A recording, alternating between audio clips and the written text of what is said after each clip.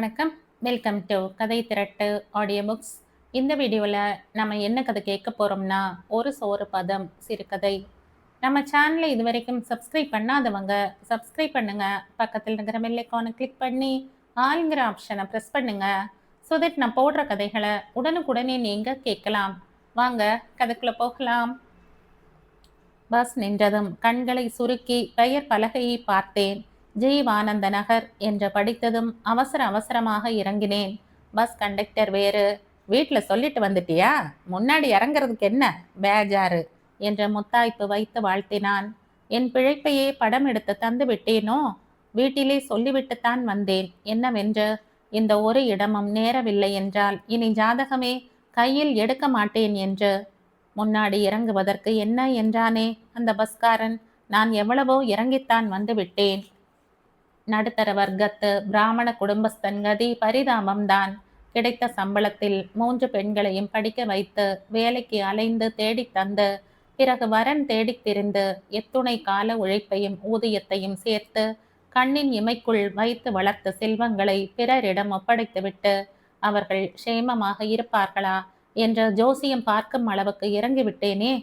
சம்பந்திகள் இட்ட கட்டளைக்கு பெருமாள் மாடு மாதிரி தலையாட்டிக்கொண்டு மாப்பிள்ளை ஆட்டும் கோலுக்கு நர்த்தனம் ஆடிக்கொண்டு பெண்களின் கண் பிசைதலுக்கு பயந்து கொண்டு, சரி, இந்த கடைக்குட்டி சரையுவுக்காவது கல்யாணம் செய்யாமல் அவளை வீட்டிலேயே வைத்து கொள்ளலாம் என்று இருக்கிறேனே. அதற்கும் மனம் துணியவில்லை. கடமையில் தவறி விடுவதாக ஒரு உறுத்தல் உள்ளத்தை அரிக்கிறது. தோ கிளம்பி விட்டேன். செவ்வாய் தோஷ ஜாதகங்கள் கிடைப்பது கடினம். மிக மிக நன்றாக பொருந்தி இருக்கிறதாம். எங்கள் ஜோசியர் சொல்லிவிட்டார். அவர்கள் ஜோசியரை ஆமோதிக்க வேண்டுமே, பிறகல்லவா பேசலாம். எனக்கும் என் மனைவிக்கும் யார் ஜாதகம் பார்த்தார்கள்? பையன் நல்ல குடும்பம், பிழைத்து கொள்வான், ஆரோக்கியமாக இருக்கிறான் என்று பார்த்தார் என் மாமனார். என் அப்பாவை கேட்டார். பெண் அடக்கம் வீட்டு வேலைகளை நிர்வகிப்பாள், பார்க்க பரவாயில்லை என்று என் அப்பாவும் ஒப்புக்கொண்டார். அவ்வளவுதான். எங்கள் 30 வருட தாம்பத்தியத்தில் ஒரு நாள் கூட பெரிய உரசல் ஏதும் இல்லை.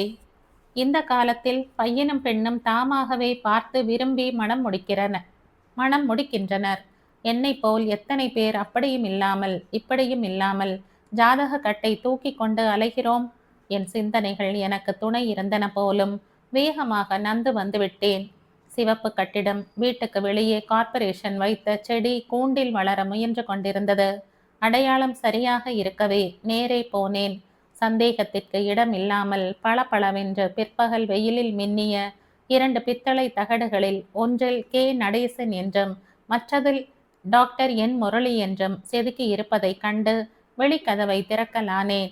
நன்றாக திறக்க முடியாமல் அங்கே நின்ற காரின் பின்புறம் மோதியது கதவு. மெல்ல வளைந்து உள்ளே நுழைந்து கதவை பழையபடி மூடிய பிறகுதான் உள்ளே அடி எடுத்து வைக்க முடிந்தது. நந்தியை விலக சொல்லி அன்று நந்தன் பாடிவிட்டான். இன்று எனக்கே அவ்வளவு திறமை. அந்த அம்பாசிடர் காரை கட்டி தழுவி முன்புறம் வந்தேன். ஒரு தினசாக படிக்கட்டை பிடித்து ஏறி வீட்டின் கதவில் இருந்த விழி மணியை அழுத்தினேன். யாரது என்ற கேள்வியை பின்தொடர்ந்து ஒரு பெண்மணி கதவை மெதுவாக திறந்தாள். கார் மீது பின்புறமாக விழாமல் சமாளித்து, நான் மகாதேவன், மயிலாப்பூர் சாலை தெருவில் இருந்து என்று நான் கூறி முடிப்பதற்குள் அந்த அம்மாள் கதவை நன்றாக திறந்து, வாருங்கள் என்று அழைத்தாள். உங்கள் போன் வந்தது, இவர் வீட்டில்தான் இருக்கிறார் என்று கூறிவிட்டு மாடிக்கு இன்டர்காமில் தகவல் சொன்னாள். என்னை ஒரு இருக்கையில் அமர்த்திவிட்டு உள்ளே போய்விட்டாள். டாக்டர் முரளியின் தகப்பனார் இறங்கி வந்தார். புதிய மாதிரி ஃப்ரேம் போட்ட கண்ணாடி, துல்லிய பாலிஸ்டர் வேட்டி, அரைக்கை பட்டு சட்டை, பார்க்க கம்பீரமாக இருந்தார் நடேசன். நான் என் உடைகளை ஒரு தரம் கண்ணோட்டம் விட்டேன். மடிப்பு கலைந்து பஸ்ஸில் நசுங்கி என்னை போலவே ஜீவனம் இல்லாமல் ஆனந்தமும் இல்லாமல் காணப்பட்டது. கை கூப்பி வரவேற்றார் நடேசன். நான் எழுந்து பவ்யமாக மறு வணக்கம் செலுத்தினேன். உட்காருங்க என்ற என் இருக்கையை காட்டிவிட்டு அவர் தானும் அமர்ந்தார். பீங்கான் கோப்பைகளில் மணக்கும் காஃபியுடன் வீட்டு அம்மாள் வந்து எங்கள் இருவரிடமும் நீட்டிவிட்டு தானும் ஒரு கோப்பையை எடுத்தவாறு எதிரே ஒரு இருக்கையில் அமர்ந்தாள். நாங்க இன்னமும் ஜாதகம் பார்க்கல, உங்களுக்கு சரியாக இருக்கிறதாக்கும் என்று கேட்டார் நடேசன். வேண்டாம் என்று மறுப்பதற்கு ஒரு அஸ்திரமாக ஜாதகத்தை வைத்திருக்கிறார்களா? உண்மையிலேயே பார்க்கவில்லையா? ஒன்றும் புரியவில்லை. நானும் சாவதானமாக, என் ஜோசியர்படி நல்ல பொருத்தம், அங்கேயும் பார்த்து சொல்லிட்டா மேற்கொண்ட வேலைகளை கவனிக்கலாம். சத்திரம் கிடைக்க ஒரு தபசே இருக்கணும் என்றேன். நாங்கள் தயாராக இல்லை என்றால் என்னை இன்று வர சொல்வானேன்? தொலைபேசியிலேயே. தாங்கள் தயாராக இல்லை என்றால் என்னை இன்று வர சொல்வானேன்? தொலைபேசியிலேயே தகவல் தரக்கூடாது? அவர்கள் பிள்ளை வீட்டுக்காரர்கள். என் பெண் செவ்வாய் தோஷ ஜாதகம். நான் மௌனமாக தலை கவிழ்ந்தேன். அவர்கள் என்ன பதில் சொல்வார்களோ என்ற என் செவி மட்டும் கூர்மையாக காத்தது. பையன் பெண்ணை பார்க்கட்டுமே என்றார் நடேசன். இந்த காலத்தில் பெண்கள் வயது வந்தவர்கள் பார்த்த பிறகு ஜாதகம் சரியில்லை என்று விடுவது உசிதம் இல்லை அல்லவா? உங்கள் ஜோசியர் பச்சை கொடி காட்டட்டும், நாம் பிறகு பேசுவோம் என்று கூறிவிட்டு நான் எழுந்திருக்கலானேன்.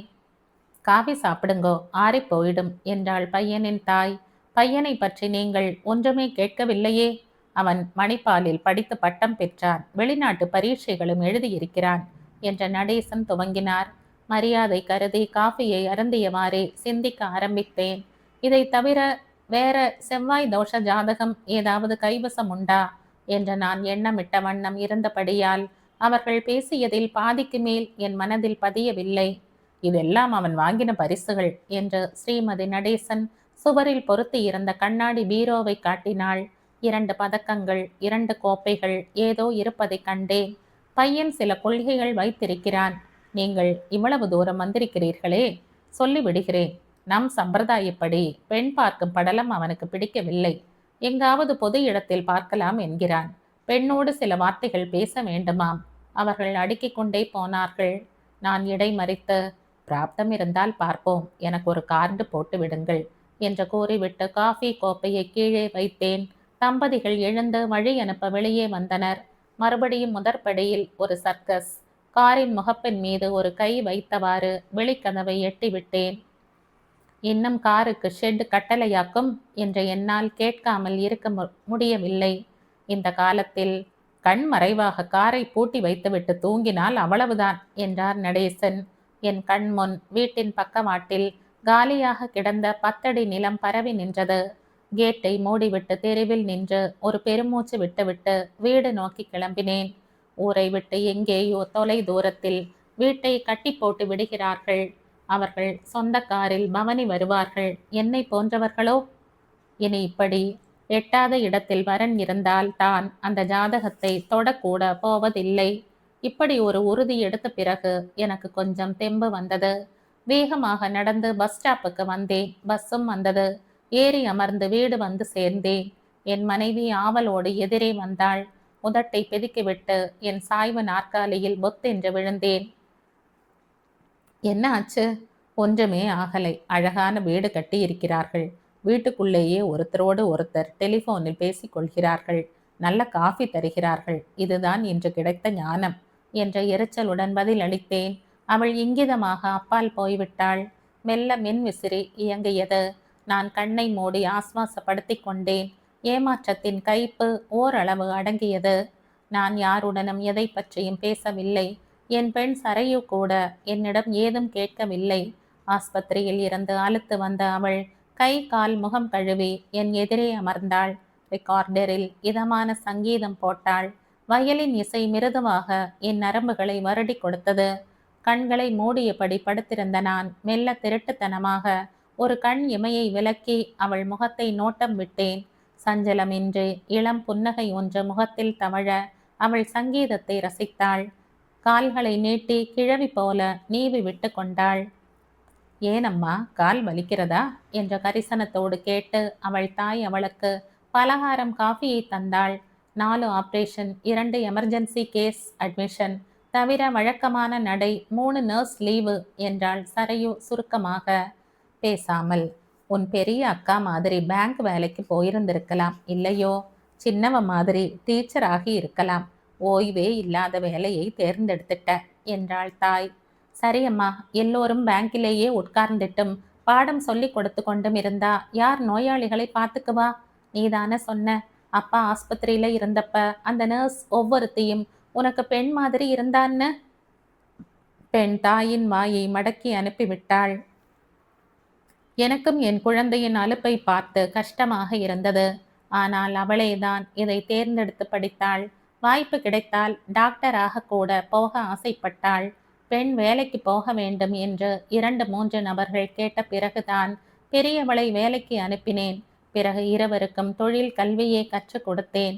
நான் உறங்கிவிட்டேன் போலும். உணவருந்த அழைத்த பின் எழுந்தேன். சாப்பாடு முடிந்ததும் யாருடனும் பேசாமல் படுக்கைக்கே விரைந்தேன். சற்றைக்கெல்லாம் என் நெற்றி மீது இதமாக ஒரு கை வருடியது.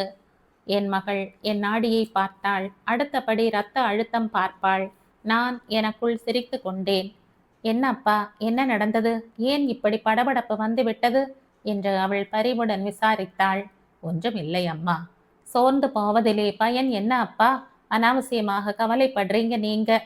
அவளுக்கு ஒரு நல்ல வாழ்க்கையை அமைத்து தர வேண்டும் என்று நான் பாடுபடுவது அனாவசியமான கவலையா? மறுநாள் காலை எழுந்ததுமே சோர்வு தொடர்ந்தது. அதனால் பல் துலக்கி காஃபி அருந்திவிட்டு மீண்டும் படுத்து உறங்கிவிட்டேன். சரையும் வேலைக்கு போய்விட்டாள் போலும். எதிர் வீட்டில் எனக்காக போன் வந்திருப்பதாக என்னை எழுப்பவே அதிசயப்பட்டபடியே அங்கு சென்றேன். நடேசன் தான் பேசினார். இந்த நம்பரில் என்னை கூப்பிடலாம்னு எப்படி தெரிந்தது என்ற முதலில் வியப்புடன் கேட்டேன். அங்கே இருப்பது என்னுடைய பள்ளி தோழன்னு நேற்று திடீர்னு தெரிஞ்சது.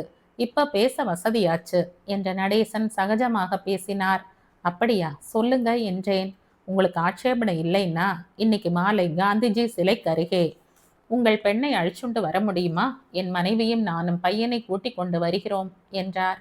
ஜாதகம் பார்த்தாச்சா என்று நான் எச்சரிக்கையுடன் கேட்டேன். ஆச்சு. நீங்க எங்க வீட்டுக்கு வந்துவிட்டு போன பிறகு உடனே கார் எடுத்துக்கொண்டு போய் பார்த்தேன். அங்கேதான் என் நண்பனை, அதாவது உங்க எதிர் வீட்டுக்காரனை பார்க்க நேர்ந்தது என்று அவர் விவரித்தார். சரி, நான் வீட்டுக்கு போய் கேட்டுவிட்டு வந்து சொல்கிறேன். என் பெண் வேலைக்கு போயாச்சு. நான் டெலிஃபோனை வைத்துவிட்டு அந்த வீட்டு மனிதர்களிடம் நன்றி தெரிவித்துவிட்டு கிளம்பினேன்.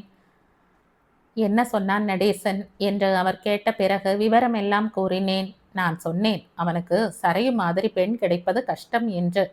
பிராப்தம் எப்படியோ என்று வழவழவென்று பதில் தந்துவிட்டு என் வீடு திரும்பினேன். என் மனைவியுடன் பேசி முடித்து பெண்ணை போய் பார்த்து சொல்லிவிட்டு வந்தேன். வீட்டிலேயே கொஞ்சம் தித்திப்பு காரம் பட்சணங்கள் செய்து முடித்தாள் என் மனைவி. மாலை நாங்கள் மூவரும் கடற்கரைக்கு சென்றோம்.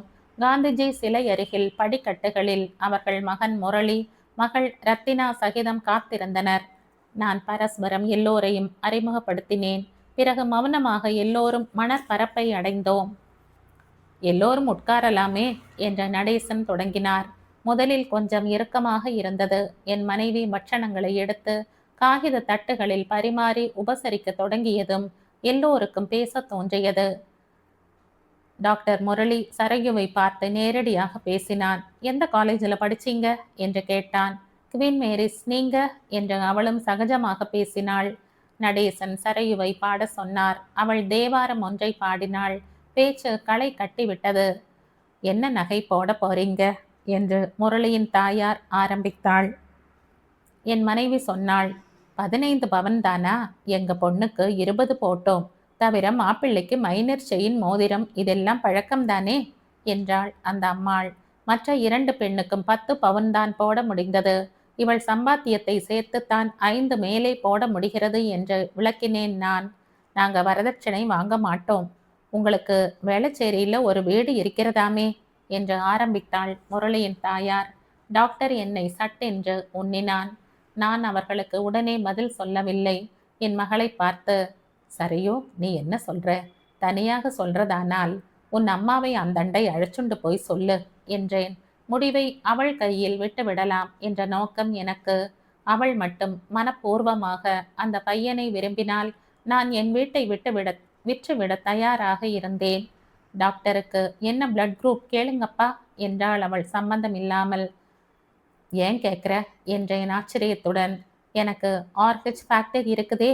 நீங்க ஜாதக பொருத்தத்தை பார்க்குறீங்க. அதிலேயே ஒருத்தர் சொன்ன மாதிரி ஒருத்தர் சொல்லலைன்னு பேசிக்கிறீங்க. வைத்தியத்தில் அப்படி இல்லையப்பா. சில ரத்தம்தான் சேரும். அந்த வித்தியாசத்துல எத்தனை தாம்பத்தியம் திண்டாடி போறது அப்பா.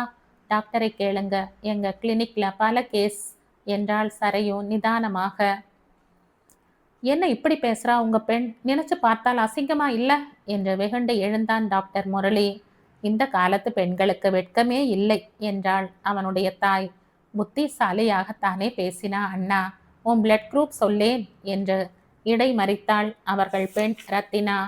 ரத்தினா என்று கோபமாக பெண்ணை அடக்கினார் நடேசன். அவள் பயந்து பின் பக்கமாக நகர்ந்து விட்டாள். என்ன அம்மா சரையோ, இந்த கேள்வியை என்னிடம் கேட்டிருந்தால் நானே மாமியிடம் ரகசியமாக விசாரித்திருப்பேனே. பார், அவ உன்னை தப்பா எடை போடுறா என்று என் மனைவி மிக்க துக்கத்துடன் தன் மகளிடம் கெஞ்சினாள். நடேசன் மேல் துண்டை எடுத்து உருவி போட்டு கொண்டார். சார், நீங்களும் நானும் பேசுவோம். எனக்கு பளிச்சென்று பேசத்தான் தெரியும். என் பையன் ஓரளவு நன்றாக கால் ஊன்றி விட்டான். நாங்க இருக்கிற வேளச்சேரி வட்டாரத்துல ஒரு நல்ல மருத்துவமனை தேவைப்படுகிறது. எனக்கு இன்னும் ஒரு பெண் கல்யாணத்துக்கு இருக்கிறாள். அதனால் அந்த வசதியை அவனுக்கு செய்து கொடுக்க முடியவில்லை. உங்க வீட்டை உங்க பெண் மீது எழுதி வைத்தால் நன்றாக இருக்கும். உங்க பெண் தானே வாழப்போகிறாள். செவ்வாய் தோஷ ஜாதகம், நர்ஸ் வேலை பார்த்த பெண் என்று கூறி நிறுத்தினார். ஏன், நர்ஸ் வேலைக்கு என்ன, புனிதமான தொழிலை அவளே தேர்ந்தெடுத்தார் என்றேன் பெருமையாக. புனிதம்தான், லட்சியவாதத்துக்கு சரிதான். ஆனால் எத்தனை பேர் அழுக்கையெல்லாம் அப்புறப்படுத்தி இருப்பாள். அதை நினைச்சா ரொம்ப பேர் யோசிப்பாளே என்றாள் திருமதி நடேசன். நான் என் மகளை பார்த்தேன். அவள் கண்களில் தீ மூழ்வது தெரிந்தது. டாக்டர் தொழில் மட்டும் என்று அவள் அந்த அம்மாளை பார்த்து கேட்டுவிட்டாள். எனக்கு கள் வார்த்தது போலாகிவிட்டது. அவரை போலவே நானும் என் மேல் துண்டை மடித்து நின்றேன். நல்ல இதமான சூழ்நிலையிலே இருக்கிறோம். இப்படியே பிரிவோம் சார். எனக்கு வேளச்சேரியில ஒரு சிறிய வீடு இருக்கிறது. நாங்க 2 பேரும் வயதான காலத்தில் இருக்க ஒரு நிழல். அதில் இப்பொழுது இருந்தால் செலவுக்கு பணம் குறையும். வட்டி கட்ட வேண்டும். நான் சாதாரண நடுத்தர வர்க்கத்து மனிதன் சார். நிறைய வாடகைக்கு அதை யாருக்கோ கொடுத்துவிட்டு நான் சொற்ப குடிக்கூலியில் அற்ப வசதியுடன் ஒன்று குடித்தனம் நடத்துகிறேன் சார். நமக்கு ஒத்து வராது சார். ஒரு பானை சோற்றுக்கு ஒரு சோறு பதம் என்பார்கள். உங்கள் வீட்டு வாசலில் கார் நிறுத்தி இருந்த விதம் ஒன்றே. என்னை விரட்டி இருக்க வேண்டும். வீட்டை தேடி வருபவர்களை தாராளமாக வரவேற்காமல் ஒரு பெரிய நந்தியை குறுக்கே நிறுத்தினதில் புரிகிறது உங்களுக்கு அடுத்தவர்கள் மனநிலை பற்றி கவலை கிடையாது என்று. சொத்து மீது அபார ஆசை. போதும் சார், உங்களுக்கு எவ்வளவு பணம் இருந்தால் எனக்கு என்ன சார். மனம் விசாலம் இல்லாத வீட்டில் என் பெண்ணுக்கு புழுக்கமாகிவிடும். செவ்வாய் தோஷம் கிடக்கட்டும் சார். என் பெண்ணுக்கு நல்ல இன்பமான நிறைவான வாழ்க்கை வேண்டும். அதுதான் முக்கியம். நானும் என் உடம்பிலே யுக யுகமாக ஊறிவிட்ட பழக்கத்தில் அவளுக்கு மன வாழ்க்கையில் ஒரு பாதுகாப்பு தேடியது உண்மைதான். பாதுகாப்பு என்ன பெரிய பாதுகாப்பு? நீங்க ஒரு நல்ல யோசனை சொன்னீங்க. வீட்டை அவள் பேரிலே எழுதி வச்சிடுறேன். Thanks sir. என் புத்தியை தெளிவுபடுத்திட்டீங்க. அவள் தன் தொழில் செய்து கொண்டு பிறர் கஷ்டத்தை நீக்கி கொண்டு வாழட்டும். நான் படபடப்பாய் பேசிவிட்டேன். என் மூச்சு வாங்கியது. முகம் சிவந்தது. வைத்தியனின் நுண் அறிவுடன் முரளி சட்டென்று என் நாடியை பார்த்தான். சரையு அதற்குள் என்னை தழுவியபடி அமர வைத்து, எதுக்கப்பா நீங்க உணர்ச்சி வசப்படுறீங்க? நீங்க இனி செய்ய போறதையெல்லாம் இப்ப விஸ்தரிக்கணுமா? சரிப்படலைன்னா போச்சு என்று அன்புடன் கடிந்தாள். என் மனைவி தன் தலைப்பால் என் முகத்தை விசிறினாள். வாடா முரளி, அவர் கையை விடு என்று கட்டளையிட்டார் தந்தை. அவன் என் கையை பார்த்துவிட்டு ஹார்ட் என்று முடிக்காமல் சரையுவை கேட்டான். ஆமாம் என்று என் மகள் கண் இமைத்தாள். அவன் வேகமாக நடந்து செல்லும். தன் பெற்றோரை பின்பற்றவும் முடியாமல் எங்களை அப்படியே விட்டு விடவும் துணியாமல் தவித்தான். நீங்க போங்க, எனக்கு பழக்கம்தான், பார்த்து கொள்கிறேன் என்றாள் சரையோ. அவன் கை கூப்பி விட்டு விடை பெற்றான். இப்பொழுது அவன் முகத்தில் ஒரு கனிவு இருந்தது. நான் ஆஸ்வாசம் அடையும் வரை அவன் என் அருகில் இருந்தான். பிறகு, மிஸ் சரையு, என் பிளட் குரூப் கூட என்று ஆரம்பித்தவனை சரையு கை அமர்த்தி நிறுத்திவிட்டாள். இனி தேவையில்லை. நான் இனி கன்னியாகவே இருப்பதாக தீர்மானித்து விட்டேன். என் தகப்பனாருக்கு ஒரு மகன் இல்லை. அப்படி ஒருவன் இருந்திருந்தால் அவன் என் அம்மா அப்பாவை கவனித்திருப்பான். அவன் கடமை தவறினாலும் ஊரார் அவனை சொல்லி செய்ய வைத்திருந்திருப்பார்கள். இன்றைக்கு இவ்வளவு விஸ்தாரமாக பேசிய பிறகுதான் எனக்கு எல்லாம் தெள்ளென புரிந்தது. நான் இனி என் பெற்றோருக்கு ஒரு பிள்ளை என்றாள் சரையு தீர்மானமாக. எனக்கும் இன்றைக்கு பல விஷயம் புரிந்தது. நீங்க சொல்வது போல இரத்த குரூப் கவனிக்க வேண்டியதுதான். நடேசன் தூர நின்று மகனுக்காக காத்திருப்பது தெரிந்தது. ரத்தினா ஓடோடி வந்தாள். அண்ணா, அப்பா கோபமாக இருக்கிறார், வா சீக்கிரம் என்றாள். டாக்டர் முரளி கிளம்பி விட்டான். அவன் திரும்பி பாராமல் தன் தங்கையுடன் நடந்தான். தன் பெற்றோர் இருக்குமிடம் அடைந்தவுடன் ஒரு முறை திரும்பி பார்த்தார்கள். அண்ணன் தங்கை இருவரும் கையை உயரத் தூக்கி அஞ்சலி செய்தனர். நானும் கையை தூக்கி ஆமோதித்தேன். வெட்கமில்லைன்னு உன்னை சொன்னார்களே, அந்த பையனுக்குத்தான் வெட்கமில்லை. அப்பாவோடும் சேருகிறான், நம்மகிட்டையும் குழைகிறான்.